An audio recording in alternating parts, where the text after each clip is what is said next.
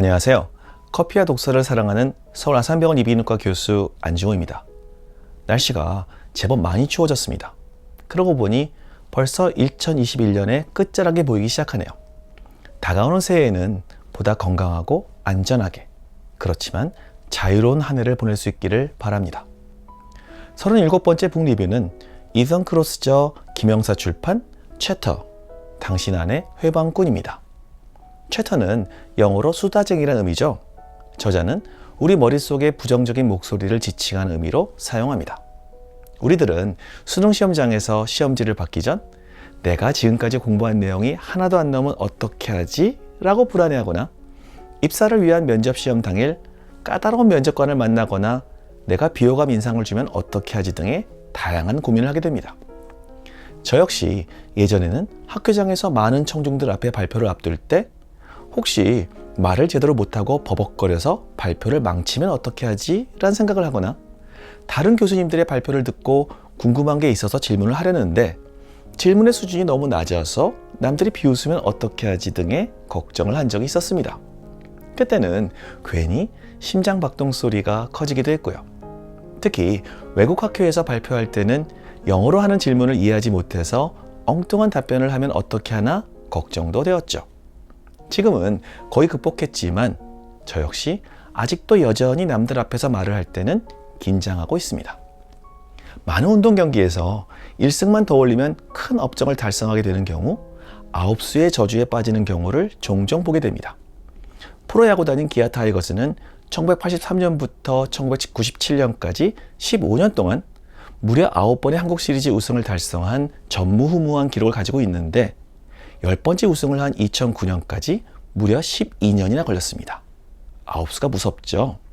또 마이크로소프트사의 윈도우 7, 윈도우 8 다들 잘 아시죠? 혹시 다음 버전이 뭔지 아시나요?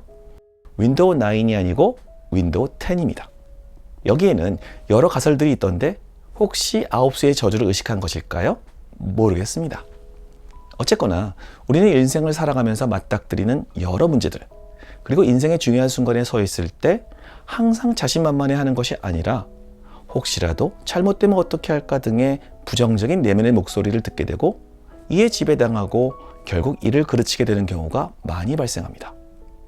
저자는 우리가 경험하는 거의 모든 불행의 이유가 부정적인 것을 경험하는 순간적인 상황에서 느끼는 부정적 정서와 부정적 자아가 조절되지 않기 때문이라고 설명하고 이러한 내면의 부정적인 소리를 내는 또 하나의 자아인 채터에 휘둘리지 않기 위한 여러 가지 해결책들을 제시하고 있습니다. 이번 동영상에서는 저자가 언급한 해결 방법들을 6가지로 정리해서 말씀드리겠습니다. 첫 번째, 중요한 결정을 할 때 마치 다른 사람에게 조언을 해줄 때처럼 우리 자신을 멀찍이 떨어져서 제3자의 입장에서 바라봐야 합니다. 여러분 앞에 사망률 10%의 암에 걸렸을 때 1번, 아무것도 하지 않을 것인지 2번, 사망률 5%의 치료를 받을 것인지 선택해야 하는 상황이 주어졌습니다. 당연히 2번 사망률 5%의 치료를 받는 것이 사망률 10%의 암에 걸려서 아무것도 안 하는 것보다 낫죠. 그런데 참가자의 40%가 1번을 선택했습니다. 반면 다른 사람을 위해서 선택을 할 때는 31%만이 1번을 선택하였습니다. 여전히 높긴 하지만 거리를 두고 생각하면서 나에게 주어진 문제를 해결하는 것이 부정적이고 잘못된 선택을 피할 수 있는 좋은 방법이라고 합니다. 또한 10년 후 지금 상황을 어떻게 생각할지 등의 시간적 거리두기도 추천합니다. 두 번째, 자신의 이름을 부르면서 3인칭 시점화하여 생각하는 것이 내적 목소리를 통제하고 감정을 조절하는 데 도움이 된다고 합니다. 예를 들어 오늘 동료 직원들과 다툼이 있고 분통을 터뜨렸을 때 왜 내가 오늘 동료 직원에게 분통을 터뜨렸을까 보다는 왜 안중호는 오늘 동료 직원에게 분통을 터뜨렸을까로 생각을 하라는 것이죠. 첫 번째 거리 두고 생각하기와 비슷한 방법이라고 생각합니다. 세 번째, 문제가 발생했을 때 결론적으로 이성적 사고를 하도록 노력해야 한다고 합니다. 우리는 좋은 일이 있을 때보다 스트레스를 받거나 고통스러운 일을 겪을 때 더 남들에게 털어놓고 심리적 응원을 구하려고 하는 경향이 있습니다. 문제는 내가 힘들거나 혼란에 빠질 때 남들에게 털어놓고 위로받는 것만으로는 절대로 문제 해결이 될 수 없다는 것이죠. 오히려 나의 불쾌한 경험을 남들과 공유하면서 다시 그 사건을 반복해서 생각하게 하는 악순환에 빠질 수 있다고 합니다. 저자는 미국 FBI 인질협상팀의 행동 변화를 위한 계단 모델의 경청, 공감, 관계 맺기, 영향, 행동 변화 단계를 응용해서 초기에는 경청과 공감이 필요하지만 이후 인지 능력을 끌어내서 문제 해결을 하는 단계가 중요하다고 말하고 있습니다. 다른 친구들의 고민과 스트레스를 들어줄 때도 유용한 방법일 것 같습니다. 네 번째, 환경에 의해서도 우리의 부정적인 생각은 줄어들 수 있다고 합니다. 병원들마다 다양한 나무들이 심어져 있는 편하게 산책할 수 있는 공간을 만들려고 노력하는 이유는 자연의 녹색을 감상하는 것만으로도 스트레스가 줄어들고 회복력 향상에 도움이 되기 때문입니다. 흔히 감당하기 힘든 어려운 상황에 부딪혔을 때 훌쩍 떠나서 끝없이 펼쳐진 바다와 아름다운 석양을 보면서 자연의 거대함과 아름다움 앞에 경외감을 느끼면서 나 자신이 작아지고 특히 나의 부정적인 문제들도 별것 아닌 것처럼 느껴지게 된다고 합니다.